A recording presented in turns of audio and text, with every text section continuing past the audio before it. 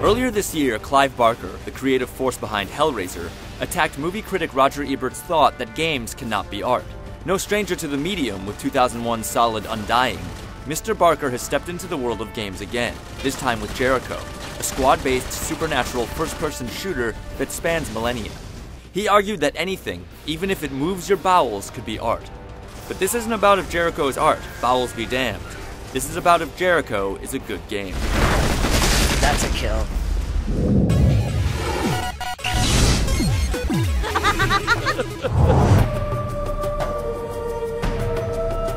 Al-Khalid, a buried Sumerian city, houses a deadly secret. The Firstborn, God's first failed creation.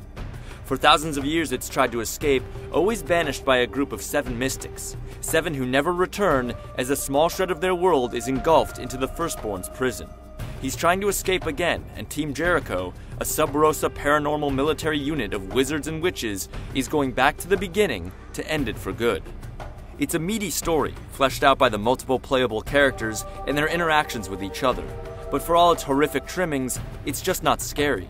It's weird and intriguing, but the confident cast, brimming with powers and destructive forces, are filled with machismo, not terror, and some of the dialogue is hilariously bad. I want you to know, when I get out of here, I'm gonna eat your soul.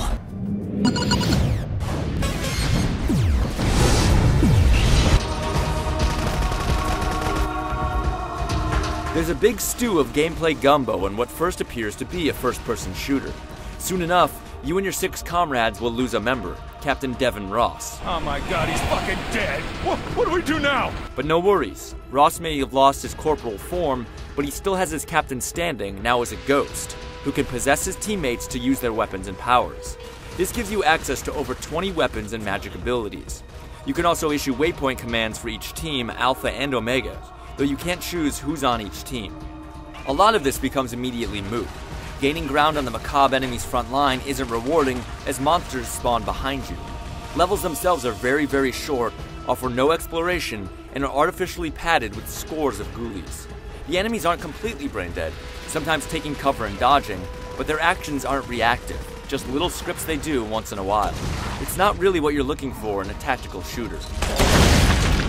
The on-the-fly character swapping can be a disorienting jump in the heat of battle, and certain characters are much more effective and versatile than others. Most will only be called upon when they are specifically called out for tackling a specific barrier or boss. Bosses are gimmicky but fun diversions, even if your squad mates are constantly telling you how to take them down. This is our chance! Hit him now! The game is further punctuated with quick-time events, a la Resident Evil 4, Shenmue, God of War, Heavenly Sword, and just about any other game these days. The difference here is that this is a first-person game, a view that doesn't need anything putting distance between the player and the playable character. It's distracting. Jericho offers a lot of great little design bits and pieces, but it fails to transform into anything cohesive.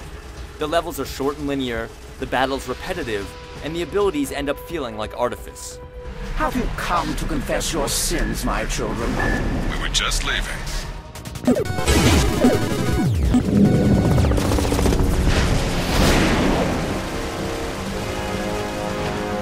Once you've overcome the game's own antithesis mechanics, Jericho boils down to a first-person shooter.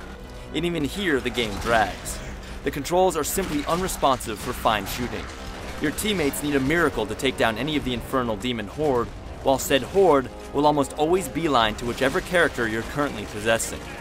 There are some fun experiments with swapping players and applying different powers in quick succession, but it's still disorienting, and ultimately not as effective as sticking with the commando you like. Switching isn't always easy either, especially towards the beginning of the game when you have to run the gamut of almost every power, ability, and gun in a tutorial. The fact that you'll be told to use Abby or Billy is okay, but those are first names, while the selection menus are all done with last names, leaving you scratching your head and going for the instruction manual. It's a small thing, but it's just another slight paid to the player. The sparse and simple puzzles often have their solutions barked at you before the obstacle is even encountered. There's a lever. I think some telekinesis is in order. And it can't be stressed enough how out of place the QuickTime events feel, even if they do offer visceral thrills and good feedback.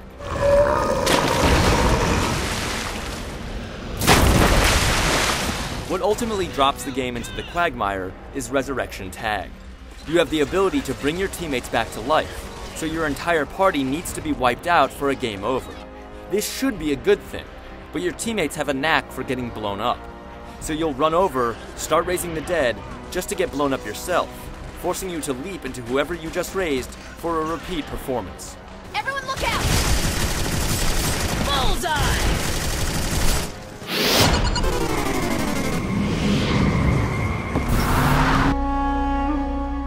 There are a lot of great-looking models and areas in Jericho, especially the later areas.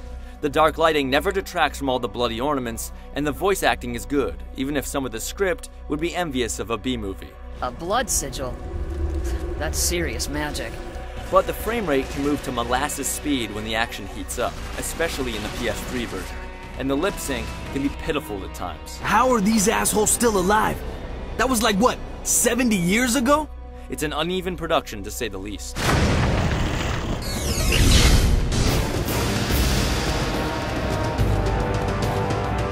Jericho is way too ambitious and it hurts on every side. While not broken, it's poorly designed and dull, from spawning enemies making the tactical play irrelevant to a horror story that, despite its charm and intricacies, just isn't scary. Jericho may be art, but not all art is good.